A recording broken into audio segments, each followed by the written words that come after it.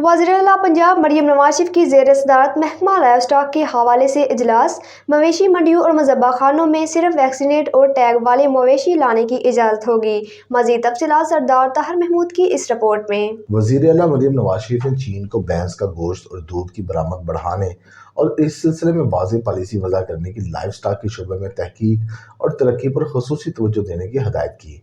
Breed control, बीमारियों से बचाव और वैक्सीनेशन के लिए मजीद काम करने की ज़रूरत है। पंजाब में मवेशियों की बीमारी पर काबू पाने के लिए बाकायदा कंपार्टमेंट बनाने की हदायत कर दी। FMD बीमारी की वैक्सीनेशन मुकामी सतह पर ज़्यादा मिकदार में तैयार की जाए। FMD कंट्रोल प्रोग्राम को मजीद मौसर बनाया जाए। दूध और उसकी प्रोडक्ट्स की बरामद बढ़ाने के लिए नया मैकेनिज्म बनाया जाए। वैक्सीन तैयार करने वाली लेबॉर्ट्रीज की अपग्रेडेशन पर 360 मिलियन लागत आएगी। 299 मिलियन रुपए की लागत से जोनिसिस सेंटर की अपग्रेडेशन होगी।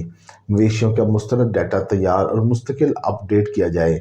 मरियम नवाज शरीफ खलीजी ममालिक और चीन के साथ पोल्ट्री तिजारत के हजम से मुतल्लिक रिपोर्ट मुरतब करने की भी हदायत की।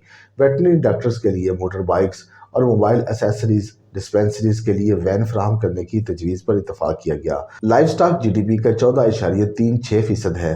मुल्क में पंजाब दूध 62%, बड़ा गोश्त 43%, छोटा गोश्त 33% और चिकन 65% पैदा करता है। चीन 17 अरब डॉलर का गोश्त और 2 अरब डॉलर का दूध दरामद करता है। ब्रीड इम्प्रूवमेंट से 15 से 25% पैदावार बढ़ाई जा सकती है।